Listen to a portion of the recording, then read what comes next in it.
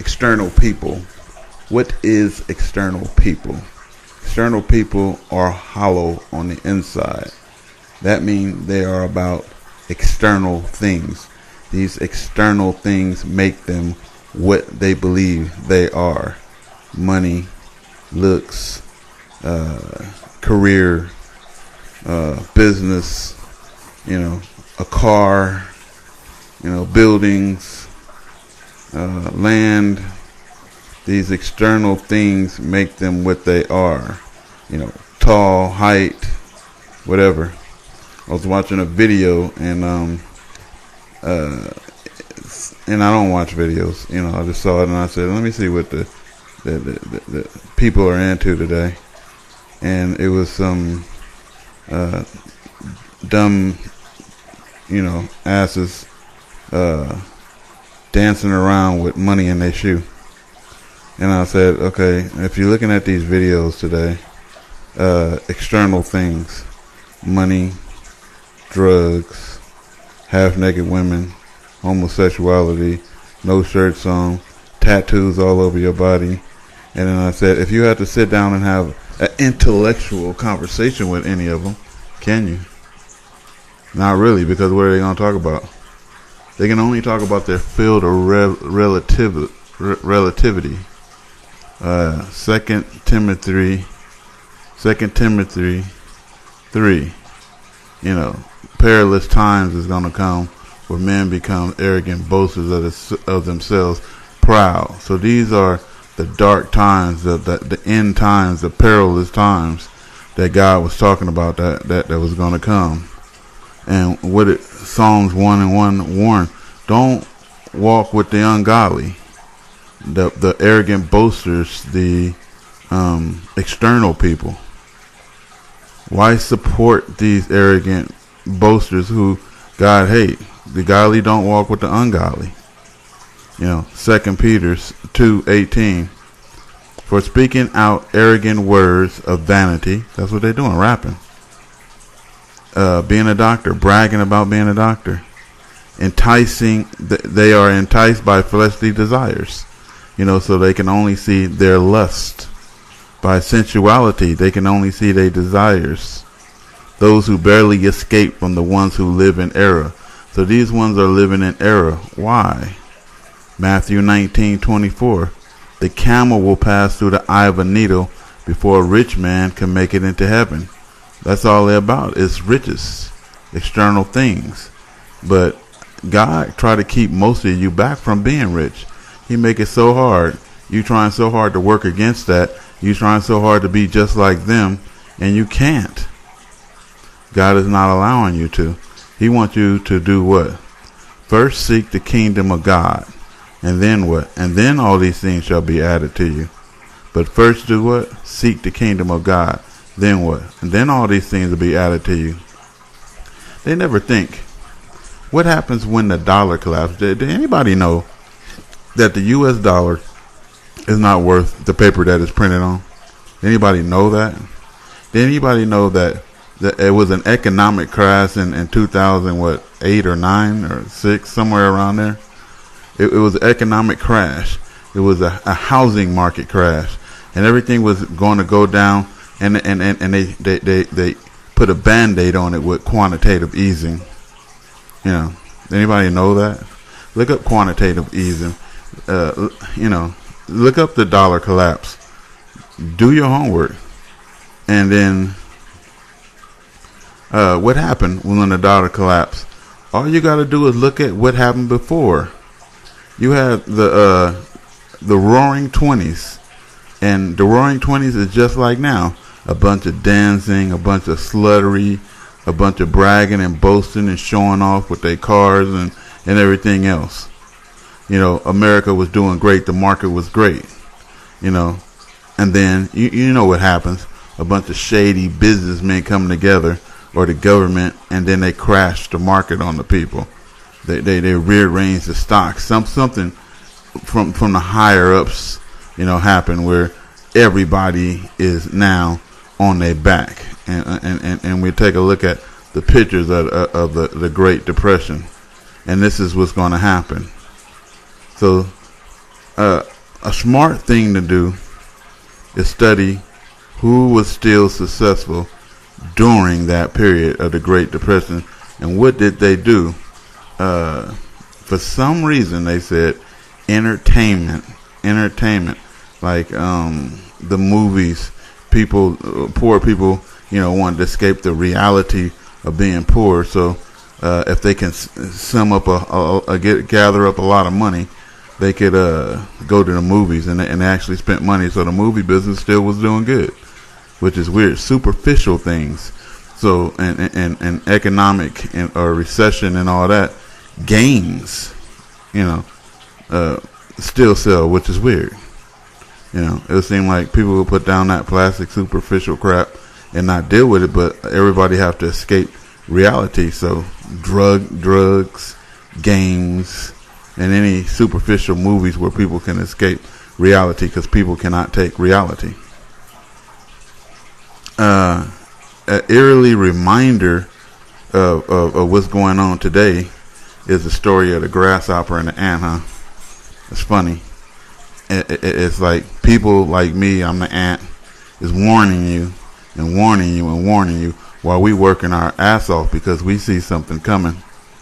We are working our asses off to store, to collect, to arm ourselves, to defend our family, to get ourselves out of the city, because we know that it's going to be a nasty little winter coming. While the grasshopper's doing what? Playing music, having fun, bragging, boasting, carefree. And then that's today's society, the grasshopper and the ant. Now, let's talk about some more, external people. The college student. Dumb. I have no respect for college students. I have no respect for school. I mean, if you need that, if you need another man to train you how to make $1, what college Jesus went to? Somebody tell me what college Jesus went to.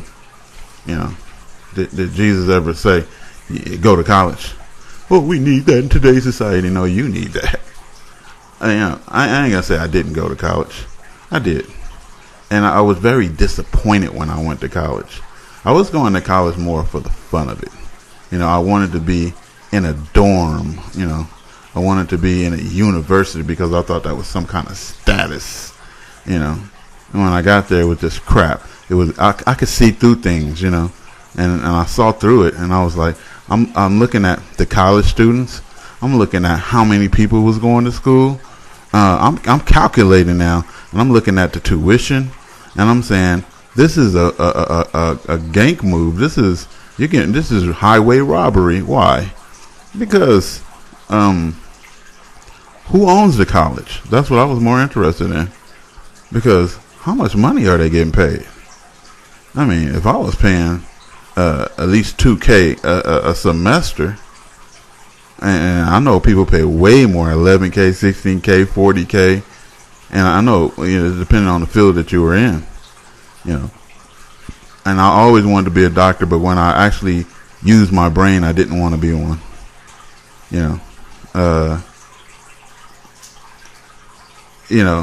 Who owns the college? And then let's see. I keep saying about these people. So you got the college student pretending to be successful but broke. You got the doctor. He may have some money, but he don't have time. He's on call. Doctor. Oh, he's so important, but he has no time for his family or anybody else or even his own life. He has to actually really take vacations. And what does a doctor do? If you go into multi-marketing, you see doctors there. Why? They're trying to free up time. The doctor has, me and the doctor have consumed their life.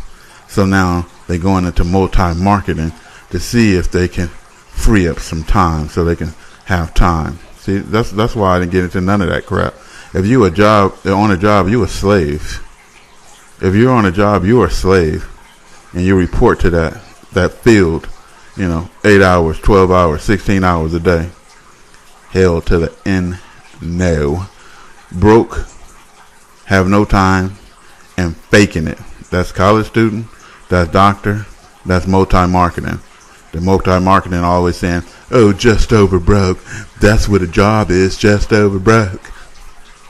The doctor, let me tell you about the doctor. He can only really talk about medicine, his field of business. The businessman can only talk about business. This is usual.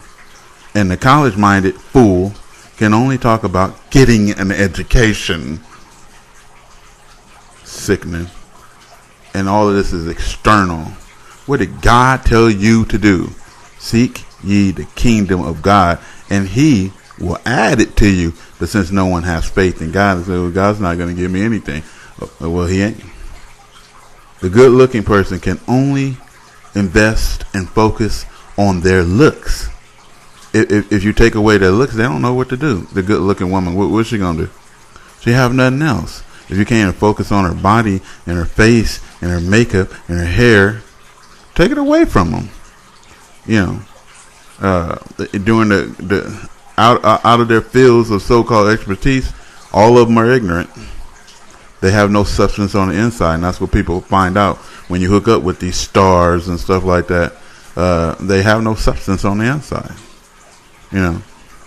And what good is it, says God in Matthew 16:26? What good is it to gain the whole world and lose your soul?